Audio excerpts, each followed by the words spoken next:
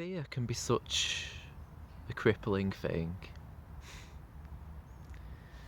When fear's in our body, our mind can go crazy, coming up with all sorts of stories as to why we feel that way. And all of these stories, all of these things that the mind come up with, they're usually just rumours. They're usually things that aren't even real or anything to be afraid of. But the mind can really catastrophize about things and really fear things that haven't even happened. And an anagram for fear is false evidence appearing real. And it's so true. As the waves of life come towards us,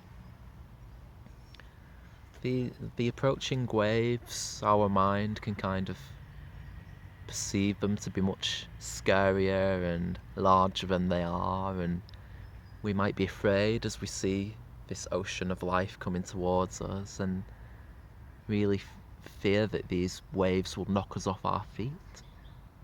And yet the reality of a certain wave when it washes over us it's just like a little splash around our ankles rather than the big tsunami we thought was gonna knock us over.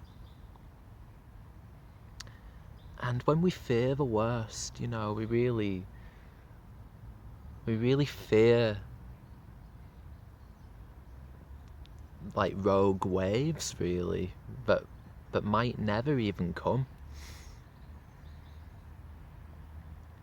And it's a vicious cycle. It's a vicious cycle because if you believe in the rumours of the mind, then it can perpetuate the feelings of fear in the body. So, feelings can feed off your thoughts, and your thoughts can feed off your feelings. So somehow, somewhere, you've got to try and break that vicious cycle. And I think a good place to start is to really inquire into yourself and ask if your thoughts, are they based on any actual reality, or are they just rumours and speculation and catastrophizing?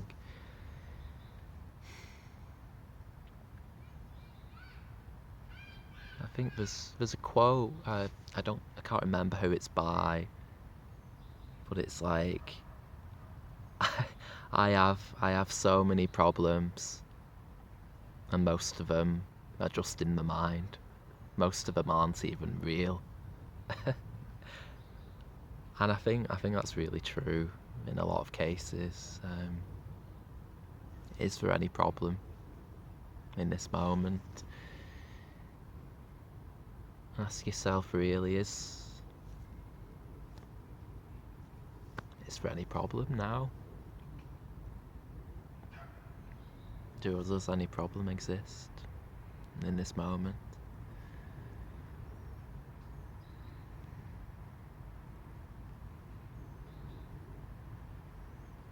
And yeah, your mind might say, yeah, well, such a thing is on the horizon, or this is happening tomorrow, or I've got to do this or that. No, that's fine. That's in the future. It's okay to plan for things. But ultimately, all we have is this moment, this here and now. And whatever you might be afraid of, whatever waves of life are coming towards you, they might not be as big, as scary as you think they might be. And that wave washes upon you from the ocean of life. It might just be a small little wave, and you might worry why. You might wonder why you ever worried about it. And even being afraid can't protect you from everything, because sometimes rogue waves do knock us over, unexpected things that come to bite us, and that's life. That's life. We have challenges that come and challenges that go, and we can learn something from each moment. But I don't see much value in living in fear, because most of there's a bloody loud aeroplane passing over.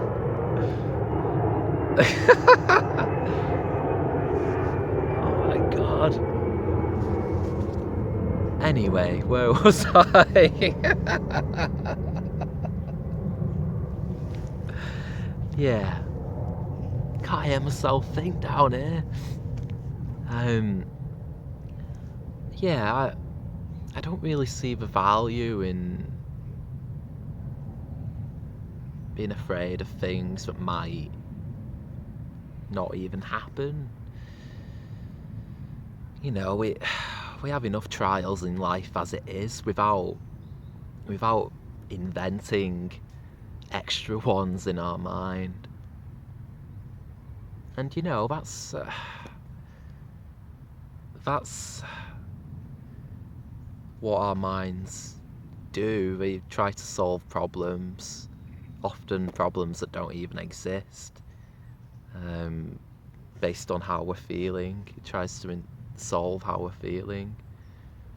But also our imagination as well is really powerful. And basically, I've read before somewhere, I saw a quote that worry is a misuse of imagination. And yeah, to worry about things, it's your imagination's being invested in thinking about all these realities and outcomes that don't even exist.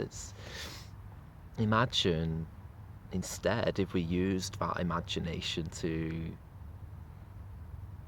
think about what we would like to bring into our lives, and desired outcomes.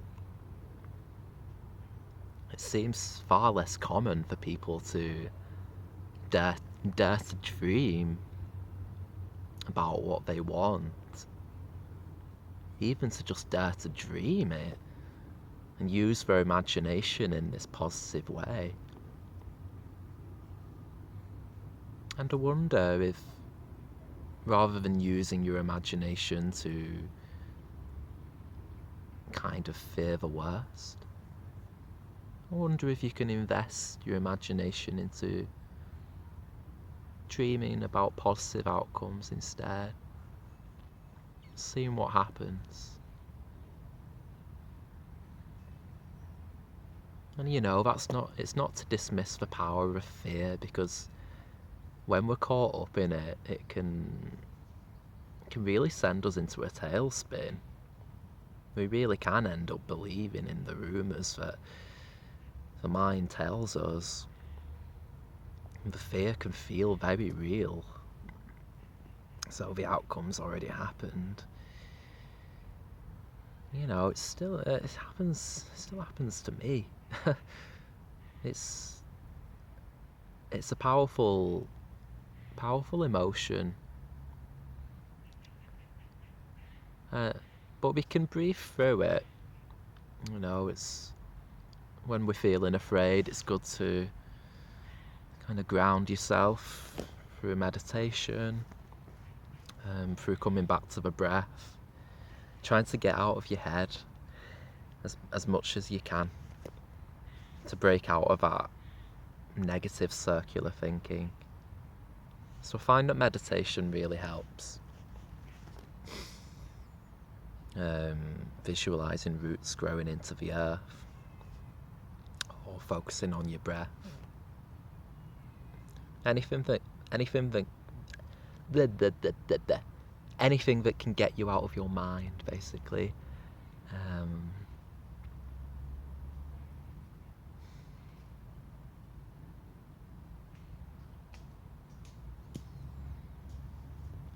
But yeah, it's a challenging emotion.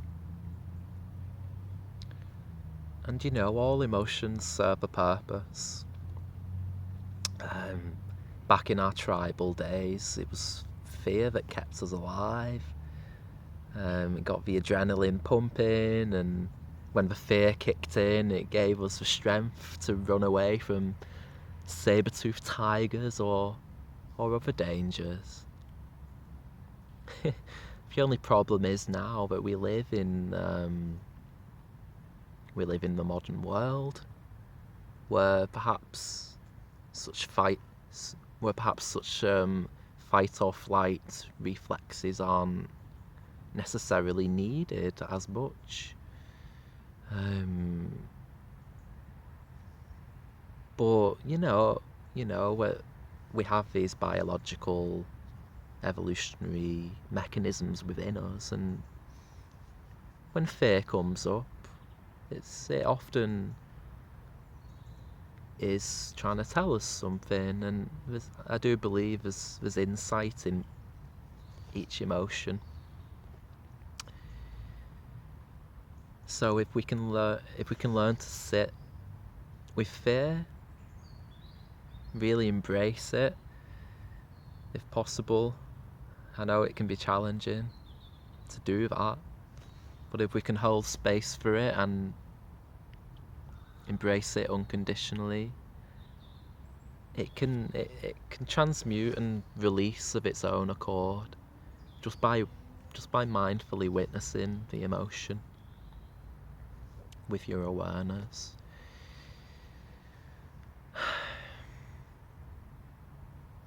And there's all sorts of ways we can shift these emotions. We can shift it through just witnessing it. We can shift it through meditation and movement practices. We don't need to be stuck with the emotion of fear or the stories or the rumours that are attached to it.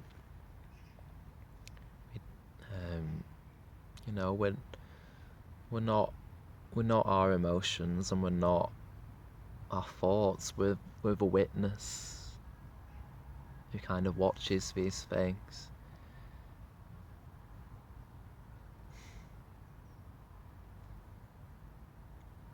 And to kind of embrace and feel these emotions, or allow the thoughts to come and go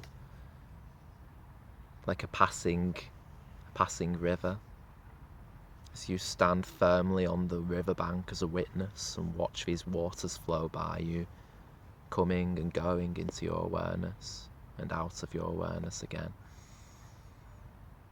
We can stay centered and rooted as a mindful witness from a place of peace.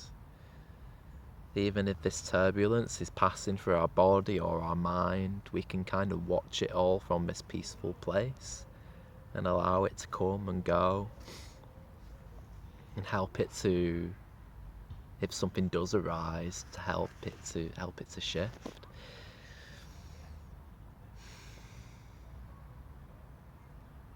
So basically what I'm saying is we don't need to be stuck with it. We don't need to, if we're stuck in a vicious cycle, we can break out of it and come home to ourselves once more.